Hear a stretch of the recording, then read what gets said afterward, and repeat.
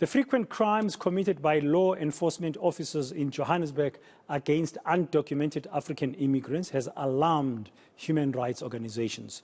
Police are being accused of taking advantage of the dysfunctional asylum and documentation system in the country. This has left many immigrants without documentation or with expired permits.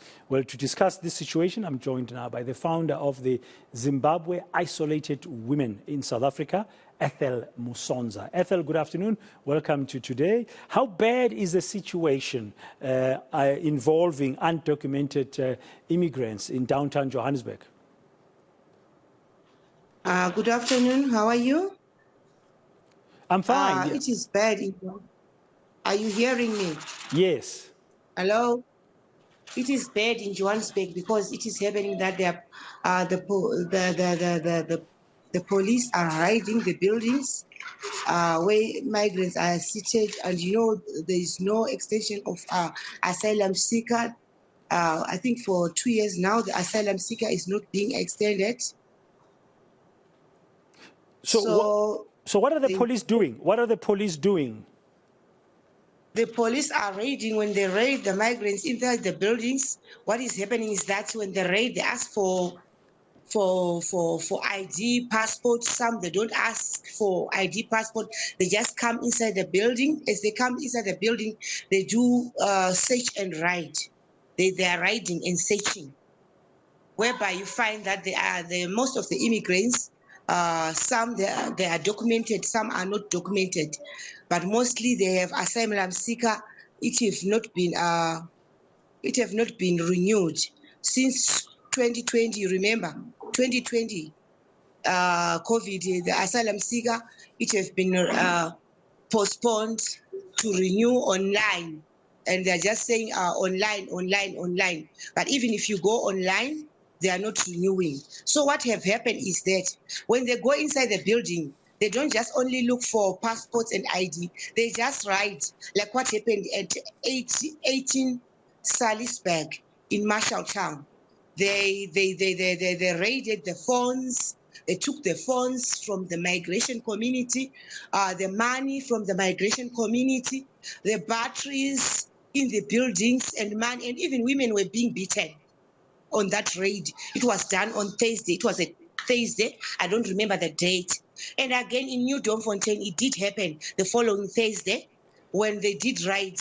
They entered and raided and took people's money, and they took, I think, 198 to Jeep police station. The other ones from Marshalltown, they were taken to John Foster police station. I think they were 149. It was not only migration from Zimbabwe, it was Malawi, Mozambique, Zimbabwe, Congo, Tanzania. All of them, they were raided inside the house. Have you reported these incidents? I mean, that you are mentioning, because I understand that according to the law, the police must investigate any crime, any alleged crime, regardless who's involved.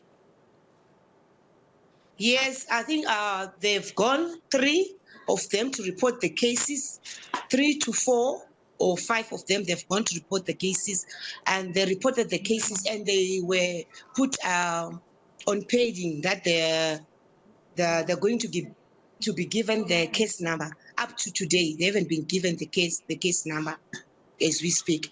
The others, due to documentation, they could not open the case from the institute.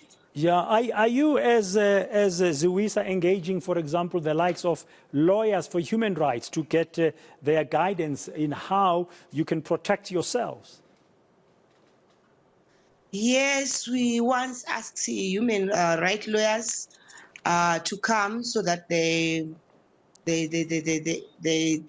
help them to engage the opening of the case, but they directed us to a certain place where they said you can go and report police. But unfortunately, because you know how migrants fear, they could not go, because they said when we are rejected in the actual institute of police station, how are we going to be accepted where we are going to report the police? I think they even went, those who were reporting.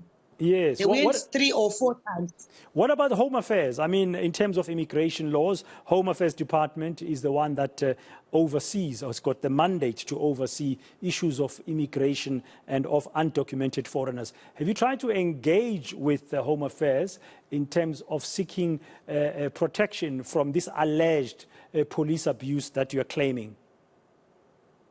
We haven't tried to engage as human rights defenders since the Home Affairs was just postponing the asylum seeker extension. It was being postponed. So most of them, they knew that further notice. So they could not engage. We could not engage as ZIWISA organization. Okay, besides talking to the likes of us in the media, what are you as ZIWISA planning to do in this regard? Us as ZIWISA, normally we advise them that if, let's say, you go to police station, if you go to the asylum seeker or you go to Home Affairs, you ask Home Affairs to write a letter of acknowledgement that the asylum seeker is not extended, but it's still valid because you have the asylum seeker. That's what we do and advise them.